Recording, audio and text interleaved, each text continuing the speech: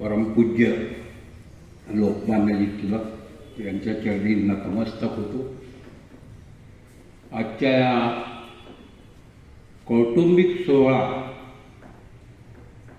या कुटुंबामध्ये इतके वर्ष त्यांनी घालवले, पती पत्नी दोघांनी या कुटुंबामधून आज निरोप घेत आहेत आणि चांगल्या प्रगती अशा पदावर जात आहेत। अशा या कार्यक्रमाचे सन्माननीय अध्यक्ष, आपल्या संस्थेचे अध्यक्ष आदरणीय विजूभाऊ मुखेवार, उपाध्यक्ष नरेंद्रजी बर्डिया, सहसचिव अशोकजी सोनटक्के, आमचे सहकारी कुचनकर साहेब आणि उपस्थित प्राचार्य, शिक्षक वृंद, कुंड सर, राजपूत सर। विशेष म्हणजे मला या सगळ्या गोष्टीची मनाई असताना सुद्धा मला निरोप सरांनी पाठवला असं म्हणत आहे, आणि पाठवला असेल, निश्चितच सगळ्यांनाच पाठवला असेल, परंतु अनायकी 4 वाजता मला फोन आला की निरोप तुम्ही वाचला नाही।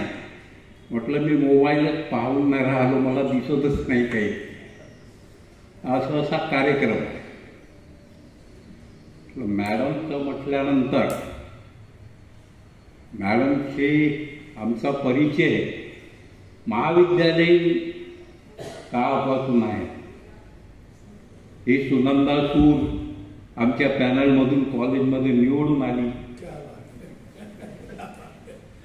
त्यानंतर सरांचे आमचे कौटुंबिक संबंध आहेत, यांना माहीत आहे की नाही माहीत नाही, पण यांचे वडील नेहमी आमच्या घरी यायचे, आमच्याकडे बैठक व्हायची, काकांकडे, यांजनजीकडे, आतवले साहेब पोलीस डिपार्टमेंटला होते।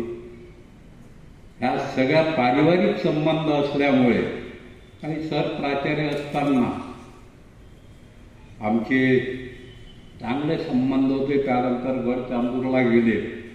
आज योगायोगाने असं समजायचं की सरांना निरोप समारंभ आज होत आहे त्यांचा। या महाविद्यालयामध्ये शिकवत असताना आणि प्राचार्य म्हणून कार्यरत असताना जेव्हा हे सोडून गेले त्यावेळेला मला वाटतं निरोप समारंभ झाला नाही, परंतु या निमित्ताने का होईना मॅडमच्या निमित्ताने आज हा समारंभ होत आहे। मॅडमबद्दल सांगायचं म्हणजे योग्य शिक्षिका, कारण मला असा अनुभव आहे की 1993 मध्ये आमच्या संस्थेद्वारा फार्मसी कॉलेज सुरू केलं होतं। 93 मध्ये मान्यता मिळाली। त्यावेळेला पहिल्या शिक्षिका ह्या मॅडम होत्या।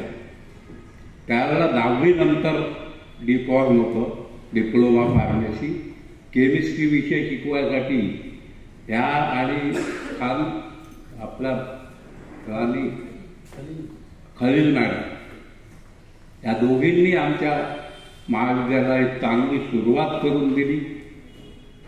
1 वर्ष त्यांनी आमच्या इथेही कार्य केलं आणि संस्थेला योग्य दिशा दिली।